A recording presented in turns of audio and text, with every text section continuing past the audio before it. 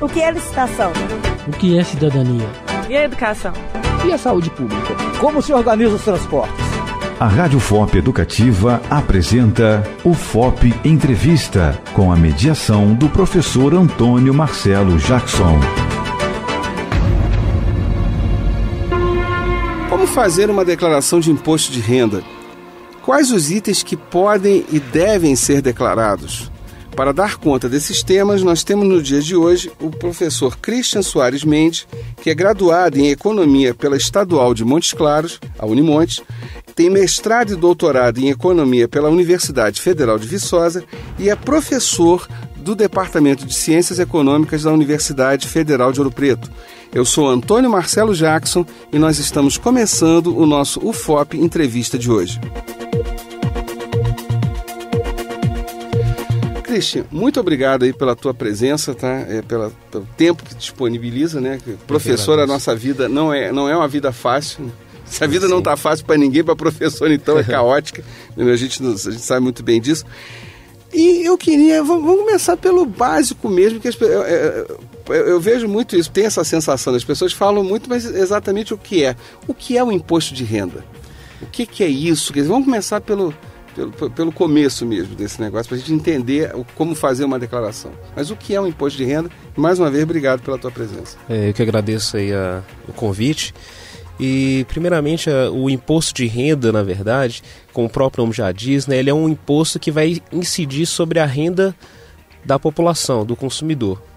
E esse imposto ele vai ser retido ao final, no início do ano letivo seguinte, né? Qual que é o objetivo como que a gente vai realizar esse imposto de renda, como que ele vai ser declarado, né? Isso vai depender justamente do percentual de renda que essa pessoa ela obteve ao longo do ano. Se a renda dela foi inferior a cerca de 21 mil reais, ela está isenta de declarar esse imposto de renda. Isso a valores de 2014. Isso, né? A valores de 2014. Certo. Se ela obtiver uma renda superior anual, né? Isso quer dizer que se ela tiver uma renda média mensal de mais de R$ 1.700, se ela tiver mais de 21 mil reais ao final do ano, ela terá que passar a declarar o imposto de renda, né? Que aí ela começa com a alíquota mais baixa, que é cerca de 7,5% em cima do montante da renda adquirido até o final daquele ano. Essa coisa acaba provocando aquilo que eu mesmo, vários já devem ter vivido isso. Mas vou pensar nessa pessoa que ganha esse limite, 1.700, né? Sim. Se ela tem um aumento, passa para R$ 1.750 por mês, ela passa a incidir em imposto de renda. E aí o salário dela, ela passa a ganhar menos do que ganhava. Sim. Isso acontece, né? Acontece. Isso não tem jeito, quer dizer, não há muito o que fazer nesse aspecto, né? Tanto é que assim, o valor exato, assim, pra gente falar assim, da renda mensal seria R$ 1.787,77. Uhum. Se passou para 78 centavos essa renda média, ela já começa a pagar esse imposto de renda. E aí, vamos supor que se ela ganhasse 1.600 líquidos, ela passaria com um centavo a mais, passaria a ganhar 1.550 líquido, alguma coisa assim. Exatamente. Sei lá, reduziria. E isso acaba, inclusive, para deixar claro, me corrija, ou melhor, até esclareça mais, por favor. São faixas, né? Então, mesmo um sujeito que ganha 10, 15 mil reais por mês, ele não pega os seus 15 mil e tem um desconto total de X%. Quer dizer, até tanto ele desconta só os 7,5%, de tanto a tanto ele vai... É assim que funciona, né? Esclarece um pouquinho, por favor, pra gente. São várias faixas São várias alíquotas que são cobradas em cima daquele percentual de renda da população, né? Até 21 mil, acima de R$ 21.453, essa pessoa vai estar pagando esses 7,5%. Só que vai até R$ 32 mil. Acima desse valor, passou os R$ 32.151. Tá falando por ano, né? Isso, por ano, ao final do ano. Ela já começa a incidir uma nova alíquota, que aí já passa para 15% em cima daquela renda. E chega até aquela renda que a pessoa, se ela obtiver uma renda anual, né, no final do ano, de mais de R$ 53.562, ela passa a incidir a alíquota maior, que é de cerca de 27%, 27,5%. Mas aí, Cristian, sem querer ser chato, mas eu queria que você esclareça. Vamos pensar um salário hipotético de R$ 10 mil. Certo. Essa pessoa ela já está incidindo os 27,5%. né? Ela certo, chega no final. Mensal? Não, eu estou pensando 10 mil por mês. Certo. Para a pessoa entender até que valor ela desconta 7,5%. Até que parte do salário dela desconta 7,5%, de que parte a que parte, eu não sei. Eu estou tentando pensar num valor hipotético. Eu não sei se eu estou... Deixa eu me expressar. É que quando, por exemplo, eu vou fazer a minha declaração, eu sei lá que eu ganhei X reais ao longo do ano, e aí na própria declaração vem dizendo, olha, que até tanto, conforme você disse, incidiu X%. Né? Quer dizer, e a partir de tanto a tanto incidiu 15% e a partir disso foi dos 27%. Isso se reproduz no salário mensal, no final das contas. É assim que funciona, sim, né? Sim. Quer dizer, mesmo o que eu quero dizer, desculpa, é que a minha pergunta que foi mal formulada. Naquele imposto retido na fonte, isso já aparece ali, sem a pessoa saber. Sim, é isso que eu queria dizer. Exatamente. Porque acaba que muitas vezes você tem 2 impostos incididos diretamente. Se a pessoa ela já possui uma renda superior àquele valor daquela média mensal de R$ 1.700 reais, ela já vai estar incidindo aquele 7,5% mensal, né? Então, ao final...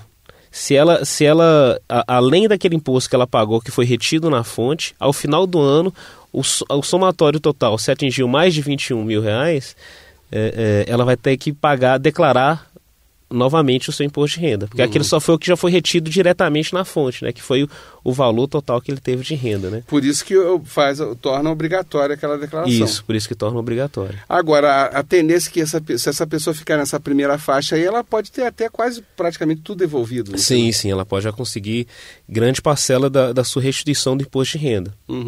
E aí, vamos lá, e aí já pensando naquele sujeito que já paga, e me perdoem aqueles que não pagam, aliás, eu morro de inveja num certo aspecto, mas pensando no sujeito que paga, que tem o retido na fonte mensalmente.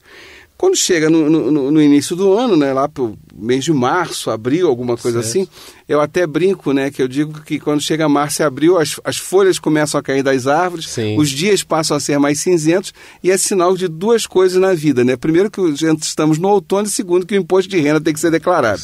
Então, nesse momento triste do período da vida anual que todos nós temos, eu vejo lá as 2 opções, né? Eu tenho a declaração completa e a simplificada. Explica a diferença para a gente de uma para outra e os impactos disso, por favor. A grande questão, muitas vezes, quando o declarante vai realizar essa sua declaração de imposto de renda, já no início dele realizar o processo de declaração, ele já pode escolher entre a declaração simplificada e a completa. O que vai diferenciar a simplificada da completa? Vai ser justamente a quantidade de informações que você vai fornecer para a Receita Federal, né? Ou seja, no caso da completa, você vai detalhar informações de gastos com saúde, de aquisição de imóvel, de aluguel, de se você foi arrendatário, se você alugou um imóvel e recebe um rendimento daquele imóvel, então você vai ter que declarar aquilo. Então você coloca as suas informações de forma bem mais detalhada do que na simplificada. Na simplificada você só coloca o valor bruto geral e não coloca assim especificações. Eu gastei R$500 no mês de março com dentista. No mês de outubro eu gastei R$1.000 com algum tratamento médico. Já na simplificada você não coloca as informações tão detalhadas. E aí que vem a grande diferença no final de receber a restituição do imposto de renda, né? Tanto é que uma das coisas que a gente até aconselha é a pessoa, ao realizar a declaração, ela escolher, porque no final, depois que você baixa o programa, realiza todos os procedimentos do imposto de renda, no final você tem a opção de escolher. No canto inferior esquerdo assim, do programa aparece a opção da simplificada e da completa. Isso, exatamente. E fornece para você a informação do quanto que você vai ser restituído em cada uma. Ou vai pagar, né? Ou vai pagar. Em alguns casos. Então, essa que é a grande diferença, o detalhamento das informações. Por isso que a gente até fala assim, se você escolhe a completa e você está querendo declarar mais informações para você receber uma restituição, você também vai ser penalizado por esse excesso de informações. Né? Ou seja, o governo ele vai ser muito mais rigoroso ao analisar a sua declaração do que a simplificada. Agora, vamos lá, eu fico pensando no sujeito que está nos ouvindo agora. E o sujeito que não sei, bote o nome que se quiser dar, honestidade, inocência, não me interessa. Ele detalha tudo, mas aí na hora ele faz a opção pela simplificada. Algum problema? Não, aí não há problema, porque ele só vai estar fazendo essa mudança, né? Tanto é que você pode escolher ao longo do processo do programa, escolher entre essas duas. Mas nada impede dele colocar os dados dele. Não. E aí, por razão qualquer, ele achar que vale a pena. Até porque o próprio sistema diz isso, né? O próprio sistema ele já te fornece já o valor. Às vezes, ao final da declaração, ele já falou assim, ó, o valor, se você declarar simplificada, vai ser de X. O pela completa vai ser de Y. Aí, às vezes, é até interessante, porque a pessoa... X é maior que Y, então eu falo assim, vou declarar simplificada. Porque, além disso, facilita ainda o processo para a própria Receita Federal, em termos de análise do processo de cada cidadão, né? E me diga uma coisa, agora vamos pensar numa declaração detalhada, quer dizer, esses itens como saúde, como educação... Que de uma forma geral são falados de maneira quase genérica, né? Sim. A saúde. Bom, o que realmente pode ser incluído e pode até ser deduzido? Por exemplo, pensando em cada item desse, eu citei saúde e educação, por favor, inclua todos os itens que você desejar. Só para você ter ideia, com relação a questões de saúde, a gente pode declarar, você não tem, porque em alguns itens, por exemplo, se a gente pegar educação, existe um limite de valor que você pode declarar ao final do ano para cada dependente que você tem, que é cerca de R$3.000. Que é extremamente injusto, né? Isso, R$3.230 por dependente que você vai declarar ao final do ano. Sim. Já quando a gente se refere a questões de saúde, você não tem um limite, um teto ou um piso referente ao valor que você vai declarar. A saúde não tem? Não tem um limite assim com relação a questões de que você só pode declarar tanto, no máximo X, no mínimo Y. Aí entra a grande questão, né? Que quando você vai declarar questões de saúde, você tem que detalhar e ter todos os recibos, todos os dados referentes àqueles gastos que você teve com saúde. Então, Cristian, deixa eu te interromper, então, só para ficar claro. Então, em primeiro lugar, saúde não tem limites de valores. Não. A única preocupação é ter os comprovantes. Sim. Dizer, então não é dizer eu fiquei doente, que bom, ou que pena, mas você tem que provar, tem que ter o recibo, né? Não é um atestado médico, é um recibo do médico dizendo que você pagou uma consulta no valor tal, etc, etc. E aí vamos lá, só para voltar, só para ter claro isso. Só que aí a grande questão é o seguinte, ao ele fornecer esse recibo para você, ele também tem que ter uma contrapartida para ele. Para o médico, né, para o hospital, tudo mais. Então ele também, quando ele for declarar, fazer a sua declaração de imposto de renda, o que você declarou tem que bater com o que ele também declarou, referente àquela despesa. É o que normalmente, né? Normalmente não.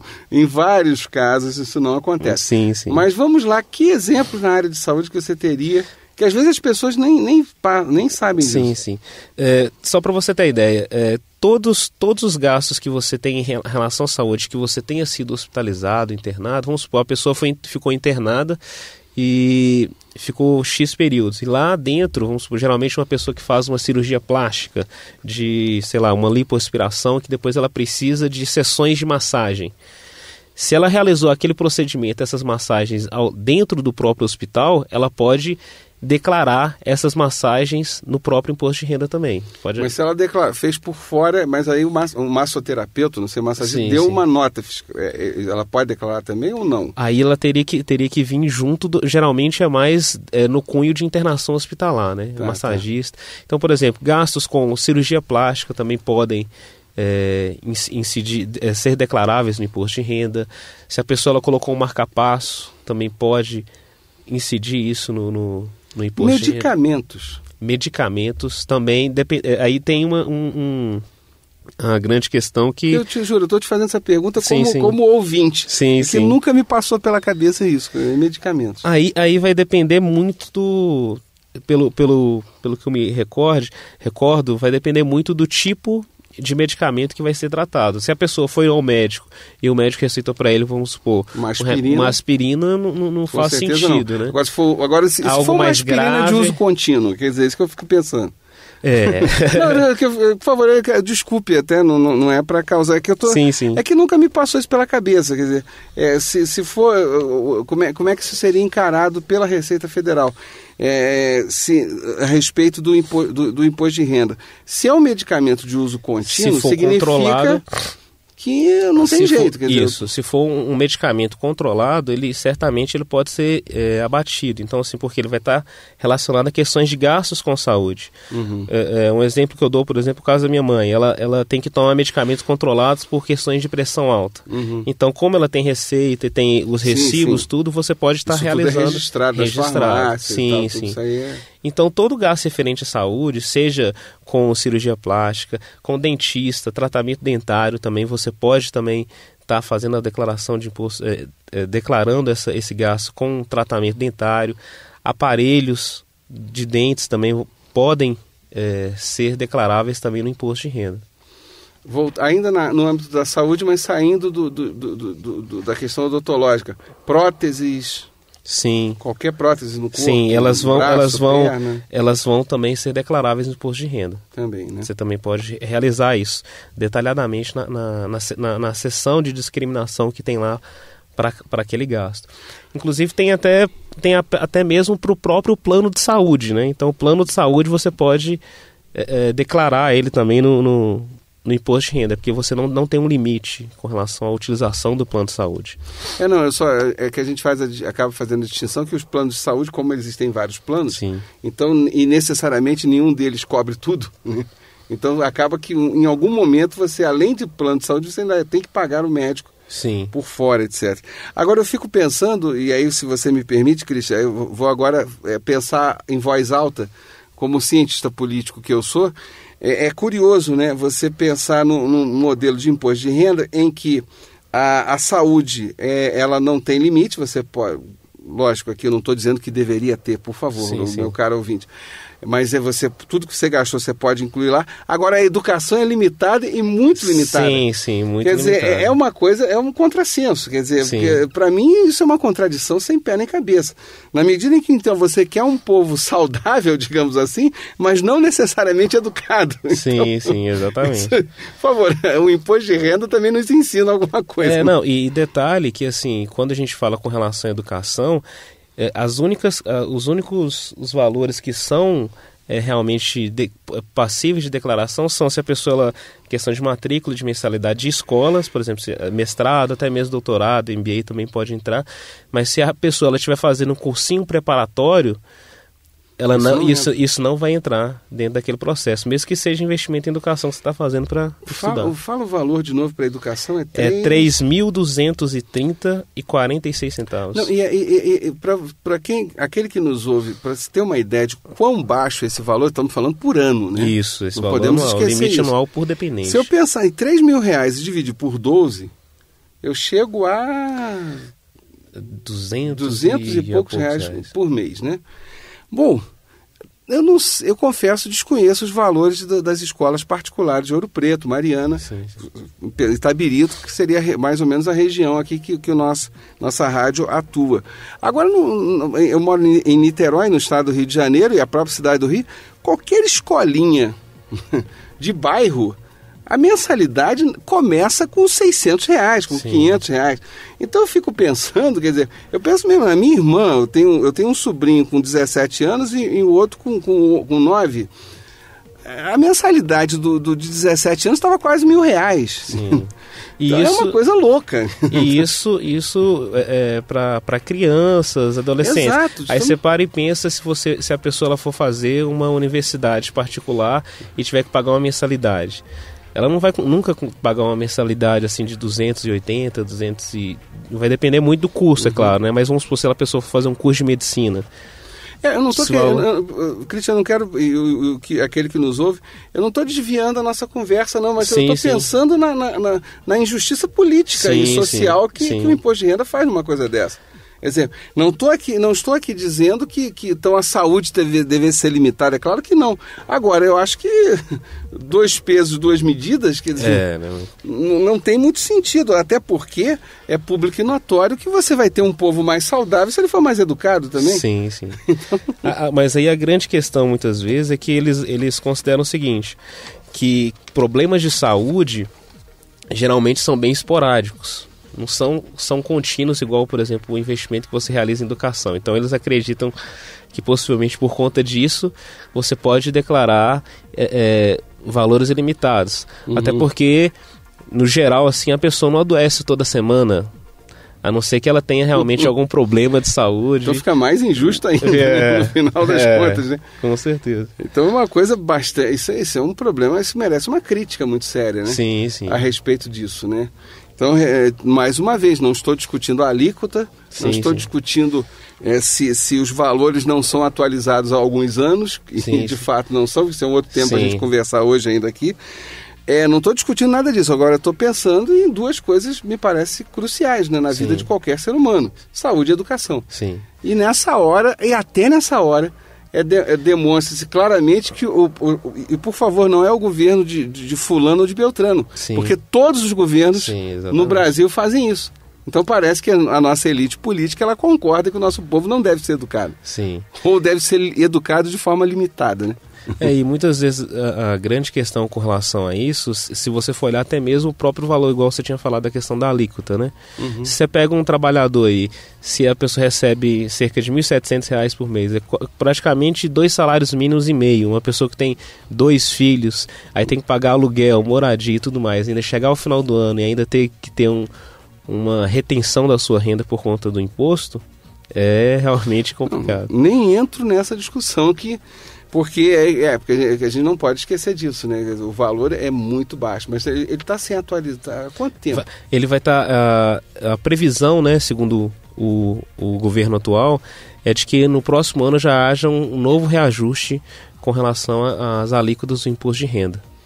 Porque está criando um monstro aí, sem precedentes, sem dúvida alguma.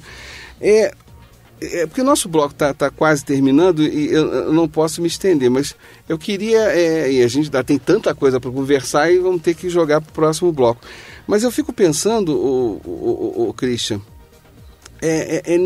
não sei aí, quando você estuda, você como economista, quando você estuda o imposto de renda e eu acabei inserindo esse elemento político. Agora eu estou pensando, só para a gente encerrar o bloco, encerrar o tema e fechar esse tema. Como professor, você também discute com seus alunos esses aspectos políticos ou por obrigação mesmo, como professor, você tem que ser só técnico nisso? Você chama a atenção dos alunos para esse problema? Não, sim. Sempre, até mesmo que a gente, enquanto professor... Eu fugi um pouquinho mas para a gente fechar até mesmo porque a gente, enquanto professor, né, um dos papéis nossos é justamente tentar ajudar a formar a opinião desses alunos, né? Então, sempre que possível, a gente sempre, eu particularmente, e todos os professores que eu conheço do meu departamento, sempre estão tentando inserir essas ideias de questionamentos com relação à política econômica adotada, em relação, no caso, por exemplo, nesse caso específico do imposto de renda, né? Chamar a atenção para isso, para que eles também possam verificar como que está o andamento disso, né? Na nossa economia atual. Tá certo. Christian, a gente ainda tem muita coisa para conversar aqui a respeito dos prazos da declaração de imposto de renda, vendas de imóveis. O que não falta é assunto a respeito de imposto de renda e sendo bastante técnico. Mas a gente vai ter que encaminhar o encerramento do nosso primeiro bloco. O FOP Entrevista de hoje tem como entrevistado Christian Soares Mendes, que é graduado em Ciências Econômicas pela Universidade Estadual de Montes Claros, a Unimonte, tem mestrado e doutorado em Economia pela Federal de Viçosa e é professor do Departamento de Ciências Econômicas da UFOP. O nosso programa de reportagem IFOP Entrevista tem a produção do Danilo Nonato, Eliane Santos, Fernanda Marques e Gabriela Telésforo, a sonoplastia do Cimei Goderim e a direção geral é do Chico Dayer. Eu sou Antônio Marcelo Jackson e daqui a pouquinho a gente está voltando. É rapidinho.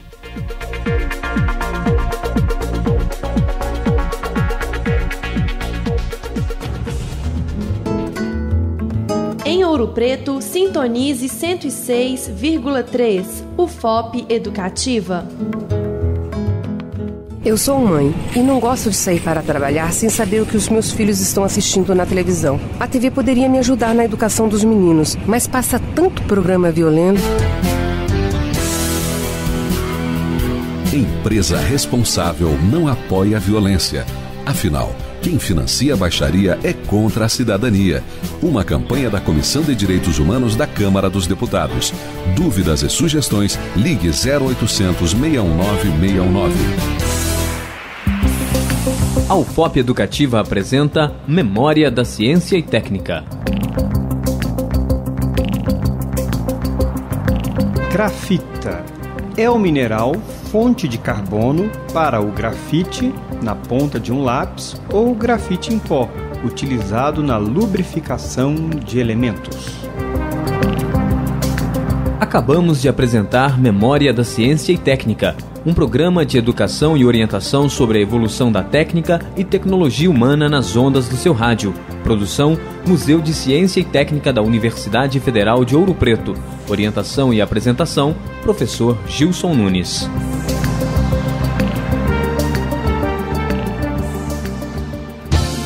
Rádio UFOP Educativa, 106,3 FM.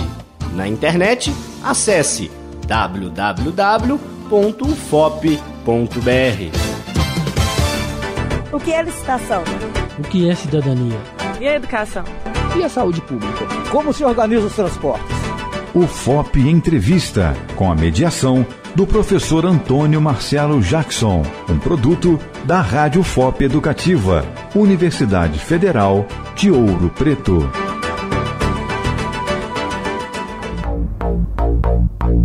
Estamos de volta com o nosso UFOP Entrevista de hoje com o tema Imposto de Renda. O nosso entrevistado é o Christian Soares Mendes, que é professor aqui na Universidade Federal de Ouro Preto, do Departamento de Ciências Econômicas, graduado em Economia pela Estadual de Montes Claros, com mestrado e doutorado em Economia também pela Federal de Viçosa. Ô Christian, tem uma coisa que sempre me vem à cabeça nessa parte de imposto de renda, até porque eu vivi e vivo às vezes essa situação de rendimento tributável e rendimento não tributável. Você podia explicar a diferença? É óbvio que o não tributável não paga imposto de renda. Essa parte eu já aprendi. Agora, o que faz a diferença de um para o outro? Por que isso? Você poderia explicar, por favor? A questão de rendimento tributável e não tributável está se referindo justamente ao cunho desse rendimento que você está tendo. Por exemplo, estudantes que recebem bolsa de auxílio de graduação, de mestrado, doutorado, eles são totalmente isentos de pagar imposto de renda. Mesmo que em alguns casos a pessoa ela tenha um rendimento que seja passível de imposto de renda. Como ele é um auxílio, ele é um fomento, ele é um incentivo a questão de estudo e tudo mais, então aquela pessoa ela está isenta de pagar aquele imposto.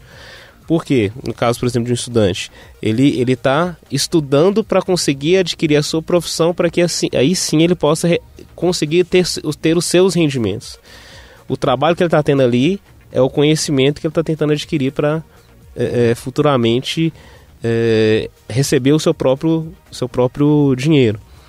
Já os rendimentos tributáveis se referem justamente àqueles que são, geralmente a pessoa tem carteira assinada, até mesmo autônomos geralmente tem que declarar esse imposto de renda com base nas movimentações financeiras e tudo mais. Então a diferença básica é essa: você pega uma pessoa, se ela tem um rendimento, ela trabalha e tem carteira assinada, ou autônomo e tem um rendimento que entra na faixa de imposto de renda, ela tem que declarar. Agora, um estudante, geralmente, vamos supor, uma pessoa que recebe uma bolsa de doutorado, que acredito hoje, dependendo da instituição, está em torno de R$2.000 mês. Ela não paga esse imposto de renda, justamente por conta do intuito que é essa bolsa. É um auxílio que aquela pessoa recebe, né? Então, por isso que ela é isenta. É engraçado que aí fica cada vez mais incompreensível para mim a relação do imposto de renda com a educação. Porque quando você paga o colégio, ou paga a faculdade, ou paga o mestrado ou o doutorado, você está limitado a R$3.200 por ano. Sim. Agora, quando você recebe dos impostos uma bolsa, essa bolsa está isenta. Isso é uma coisa assim, quer dizer... É contraditório, né? Cada vez mais eu entendo menos, né? Admito publicamente minha completa e absoluta ignorância da lógica que sustenta isso, mas enfim... Agora, não, vai, desculpe. É mais por conta, eu acho que justamente do intuito, né? Se você for olhar assim, por que a gente está pagando para ter educação, para ter uma educação de qualidade, a gente não pode ter essa isenção e o governo, por si só, porque ele está fornecendo aquilo, ele pode se isentar daquilo. Né? Pois é, isso aqui eu acho estranho, né? Mas enfim, por favor, não estou defendendo a tributação das bolsas. Sim, antes que tenha uma fila de estudantes aqui na porta da rádio querendo me pegar. Não é isso, tá? Tanto é que tem até alguns casos que as próprias instituições de fomento, igual por exemplo o CAPES, o FAPEMIG e tudo mais, eles até fornecem um relatório dos rendimentos que você obteve ao final do ano, e algumas pessoas até fazem a declaração só para mostrar que ela está recebendo um auxílio e informar que está tendo aquele rendimento, mesmo que ela não venha a pagar nenhum tipo de imposto. Uma pergunta, bolsa sim, porque eu já fiz mestrado, já fiz doutorado, que outro rendimento tributável tem? Você lembraria assim de supetão?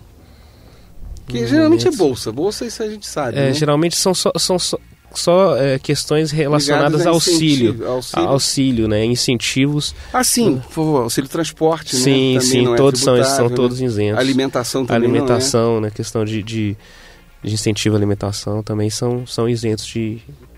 Inclusive as pessoas, pouca gente presta atenção. Quando você tem no seu salário, né? Além do salário, você tem auxílio transporte, alimentação. Esses auxílios não são tributáveis. Não são tributáveis. Inclusive, aí um comentário, que eu não sei, você como professor vai querer me crucificar, mas eu sei que tem gente que faz isso, né? Não vou aqui citar nomes, porque isso acontece em empresas particulares.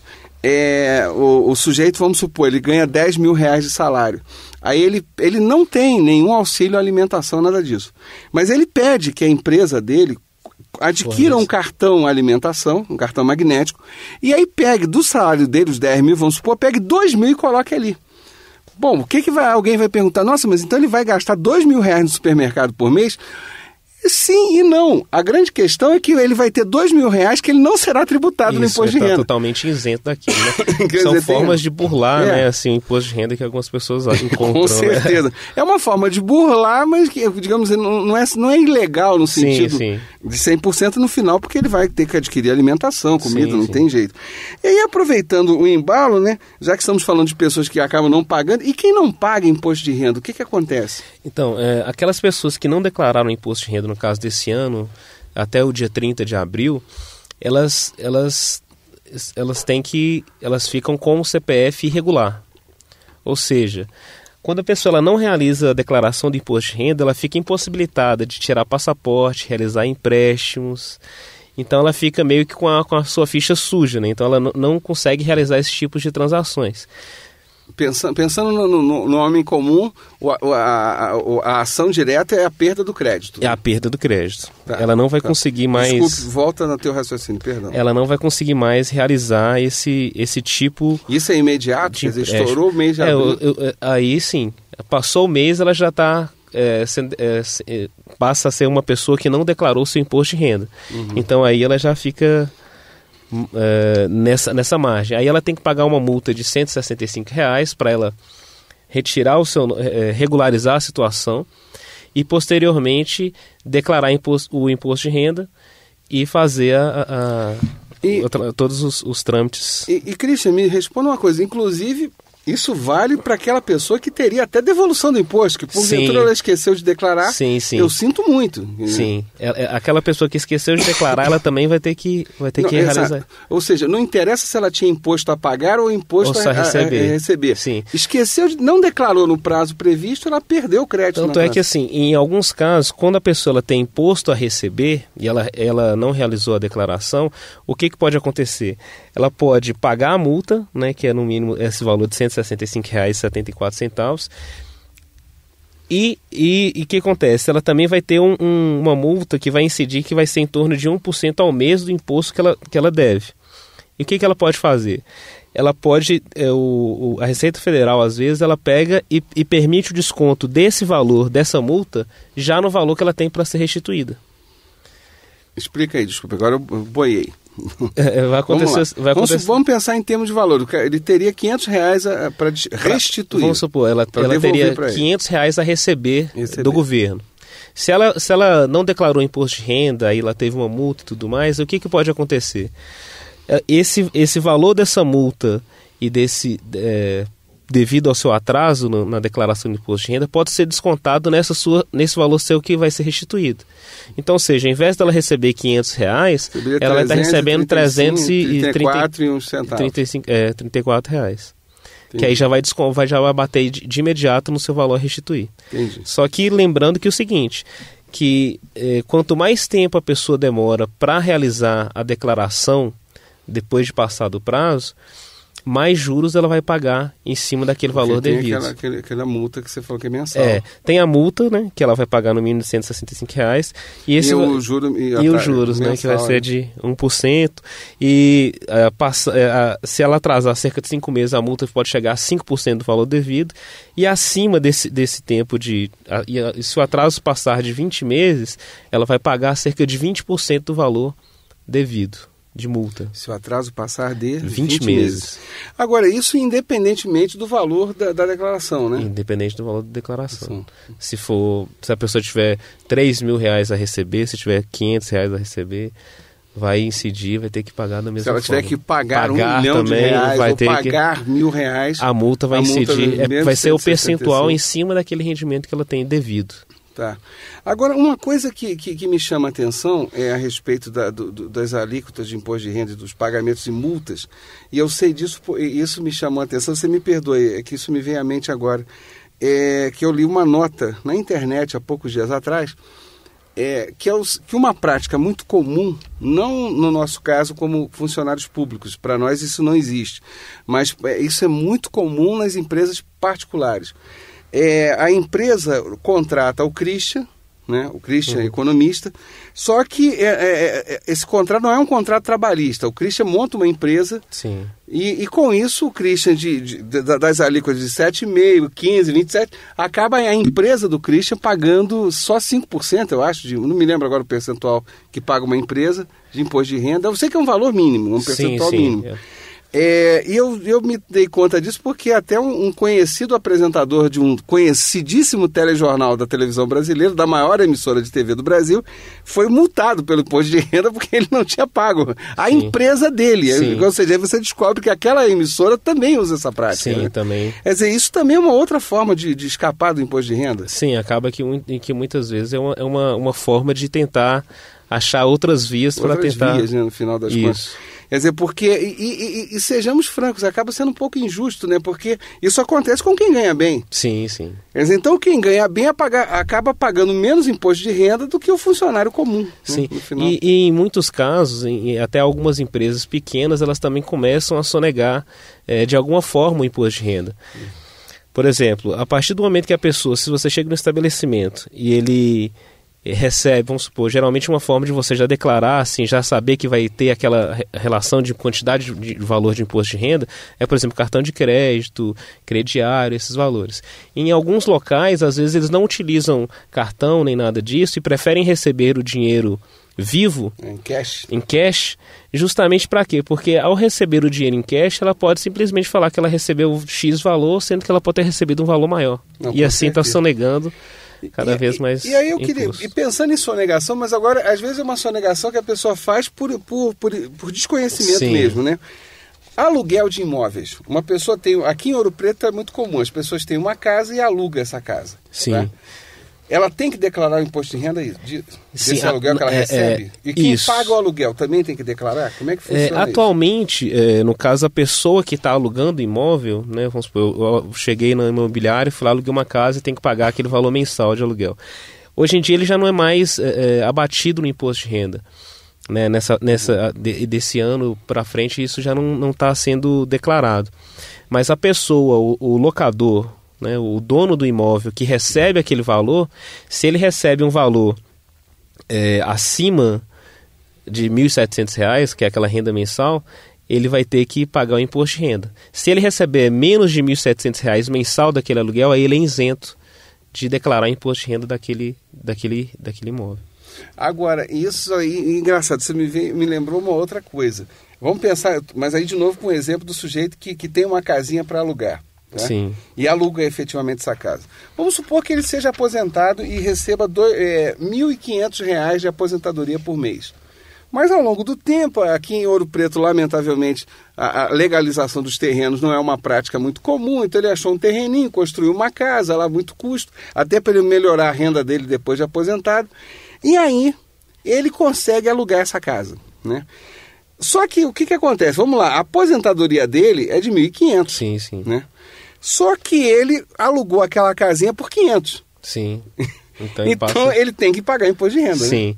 Porque aí ele não tem retido na fonte nenhuma, sim, mas no início do ano seguinte ele tem que declarar. Que aí ele vai ter que pagar, né? Isso, que aí entra até uma coisa que é importante ressaltar, que é o seguinte, que quando a pessoa ela vai fazer a sua declaração de imposto de renda, ela tem que colocar todos os rendimentos que ela tem recebido.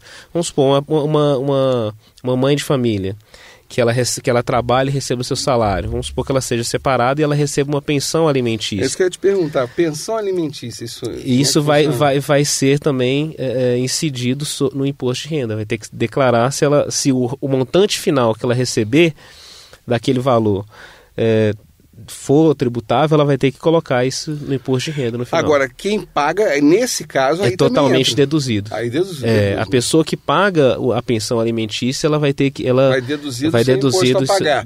E a que recebe vai ter que incluir na renda. Vai ter que incluir na renda. Tá, entendi. E, aliás, a esse respeito de soma de rendas, bom, eu como professor universitário há muitos anos, vivi isso há um bom tempo. Que me dava uma tristeza no coração tremenda, porque eu dava aula em 2 universidades distintas, cada uma recebia salário X, e aí tinha já um imposto retido na fonte. Só que ia até uma certa alíquota, 15%, não me interessa. O problema é quando chegava no ano seguinte, eu tinha que somar as 2 rendas, né? Aí a minha renda batia Y. Sim. E aí no final, além de todo aquele retido, eu ainda tinha que pagar mais tanto. Tinha que pagar mais tanto. Isso dava uma dor no coração tremenda, não tenho dúvida quanto a isso. Mas só vale ressaltar que, assim, que quando a gente está falando do montante para ser pago do imposto de renda, da pensão alimentícia e tudo mais, ele tem que estar referente a aquele valor, aquele teto que foi estabelecido, né, de R$ 1.700 para ser ultrapassado. Se for superior a isso. Se for superior a isso. Mas superior, aí vamos fazer, por favor, me corrija, Christian. Superior enquanto a renda total. Isso, enquanto a renda total. Não ao quanto que você recebe efetivamente. Sim, exatamente. E em termos de recebimento, aí me esclareça de novo ou me corrija. A pensão alimentícia é aquela que foi definida por parâmetros legais, né? Por parâmetros legais. Não aquilo que é combinado entre o casal. Não. Aquilo por parâmetros legais. E independente do valor que seja a pensão alimentícia, ela vai ter que ser, a pessoa pode ser restituída, tem que ser declarável, né? Porque já está informando que ela está recebendo um rendimento a mais na sua renda, né? A mãe de família está recebendo uma pensão alimentícia, mesmo que seja R$100, aquilo ali é um complemento da sua renda. Então ela tem que, se ela tiver no montante maior, mais de 1.700, ela tem que declarar aquele valor recebido. Então, esclarecendo, pegando esse valor aí de R$100, se a pessoa tem um salário, pensando no salário mensal que você coloca, que o teto seria 1.700.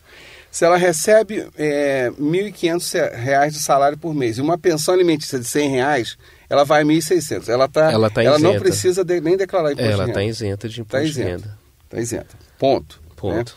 Agora, se ela recebe R$1.700 e ainda recebe R$100 de pensão, aí ela vai ter que declarar. Vai ter que declarar.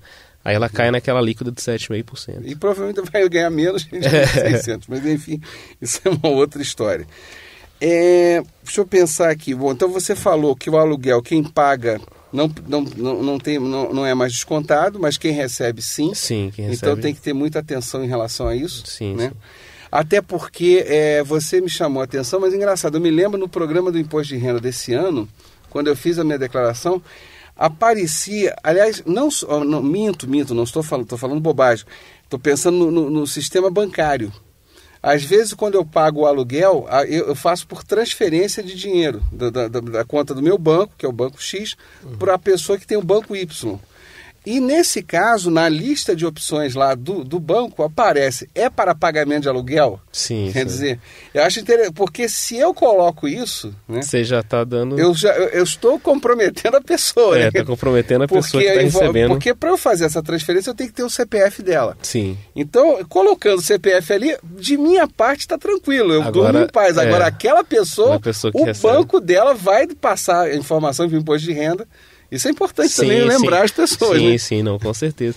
E é sempre importante lembrar que sempre que as pessoas forem declarar o seu imposto de renda, elas têm que tentar pegar junto ao banco todas as transações que foram feitas de empréstimos, de crédito, de aquisição.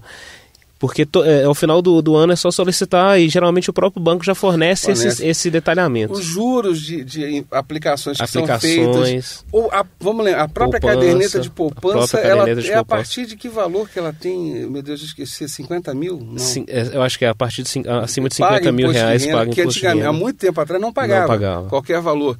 E agora paga. Quer dizer, paga. Então, se a pessoa tem esse valor, ela já tem que... É porque, por exemplo, vamos pensar... e aí é interessante que essa conversa que me chamou a atenção para um detalhe. Eu vou imaginar um sujeito em Ouro Preto que, de novo, ele pegou um terreninho, ele tem apenas uma posse, o terreno não é legalizado, e ele construiu uma casinha lá e aluga essa casa. Sim. Vamos supor. Tá? Ou um belo dia resolva vender essa casa. Tá? Aí que a venda que eu acho que é mais interessante, porque o aluguel, o dinheiro todo mês ele recebe, ele gasta, está no orçamento dele. Mas aí ele vende a casinha dele por 60 mil reais. Sim. Tá? Uma casa que só tem a posse, não tem escritura, não tem nada disso. E aí ele, como uma pessoa simples, ele bota esse dinheiro na caderneta de poupança. Ao fazer isso, ele tem que ter consciência que ele está, digamos, legalizando esse dinheiro todo. Sim, exatamente. E aí, no ano seguinte, o banco vai mandar para a Receita Federal que ele tem aquele dinheiro. Sim, exatamente. Isso, desculpe, só para o nosso ouvinte, me corrija, Christian, para o nosso ouvinte entender. Repare, ele pode ter passado anos a fio com uma casa simples, sem registrar, sem pagar IPTU, sem recebendo um aluguelzinho lá, de forma informal, e ninguém soube. No dia que ele vendeu a casa e botou o dinheiro no banco, esquece. Ele limpa, ele lavou o dinheiro dele. Sim. E vai pagar imposto de renda. Mas vale só fazer um destaque, que é o seguinte, que se a pessoa, vamos supor, ela fez qualquer operação de compra e de venda de imóvel, se esse valor for menor do que 35 mil reais, ela está totalmente isenta de pagar imposto de renda. Sim. Se foi o único imóvel dela. E para operações se a pessoa tem ações, etc., é cerca de 20 mil reais a menos, ela também vai estar isenta. Não, sim, foi bom você chamar a atenção. Mas é que eu estou pensando aqui nesse caso dessa pessoa simples. Aí ela vai ter que... Ela não está sabendo não... disso. Sim. Então, eu acho que é importante a gente chamar a atenção para aquele que nos ouve desse aspecto. Porque uma coisa e aí eu estou pensando, esquecendo todos os parâmetros legais do que regem o universo e pensando no dia a dia cotidiano do Brasil. O sujeito constrói uma casa de forma ilegal apenas no sentido de não ter a documentação, mas a casa está toda direitinho, em pé, não vai desabar. Aluga essa casa também informalmente. Então a pessoa paga ela, todo mês ela passa lá na casa, ou a pessoa vai no lugar e dá o aluguel para ela, e todos são felizes durante 10, 15, 20 anos. Sim. Aí um belo dia essa pessoa resolve vender essa casa, e como bom brasileiro, não sei, aplicações são esquisito, comprar ações é mais esquisito ainda, eu boto na poupança que é certo. Só que ele vendeu por 60 mil, 70 mil. Sim. Que é um valor razoável para Ouro Preto. Então, nessa hora, ele tem que ter consciência que... Primeiro, aliás, vai ser um problema, que ele vai ter que... O imposto de renda do ano seguinte vai perguntar para ele de onde saiu aquele dinheiro.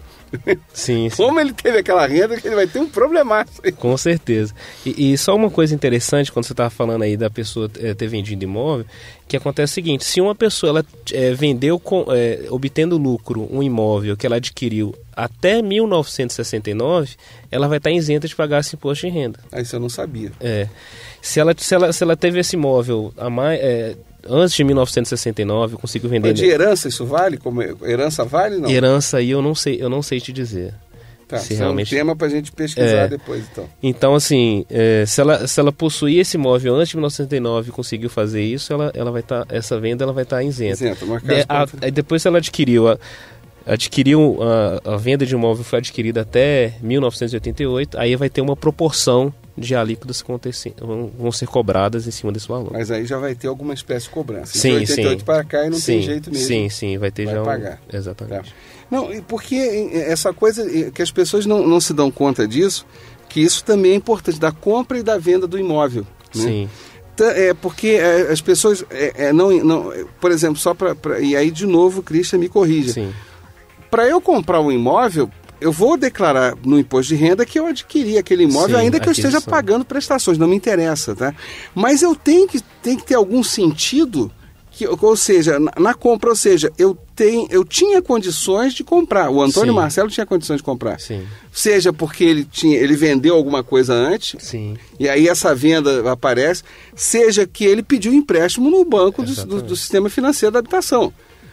E por isso que o sujeito que vendeu também ele passa a receber um dinheiro e ele vai ter que explicar, esse dinheiro como? Tá? Essa casa já existia.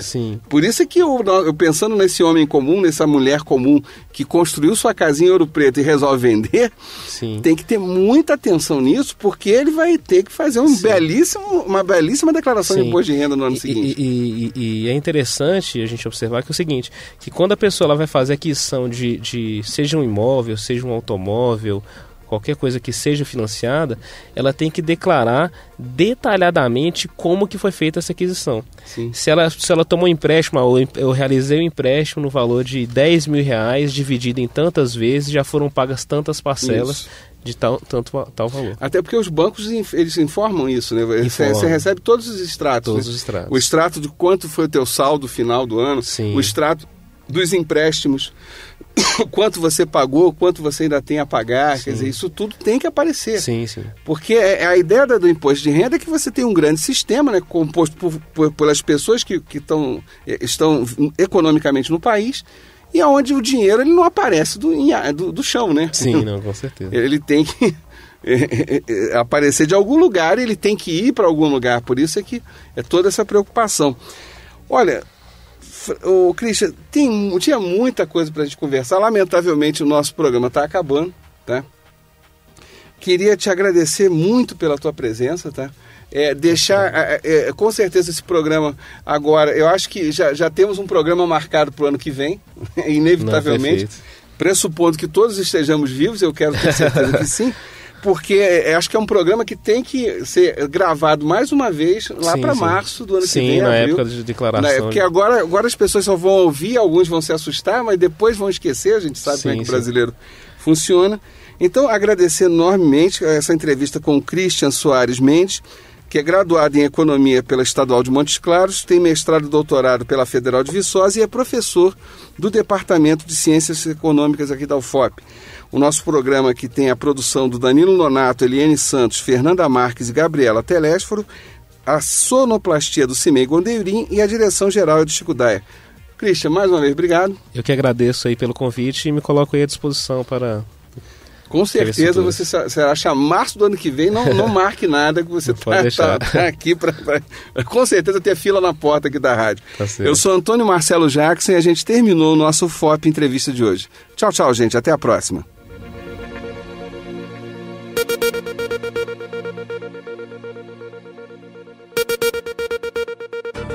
O que é licitação? O que é cidadania? E a educação? E a saúde pública? Como se organiza os transportes? UFOP Entrevista, com a mediação do professor Antônio Marcelo Jackson.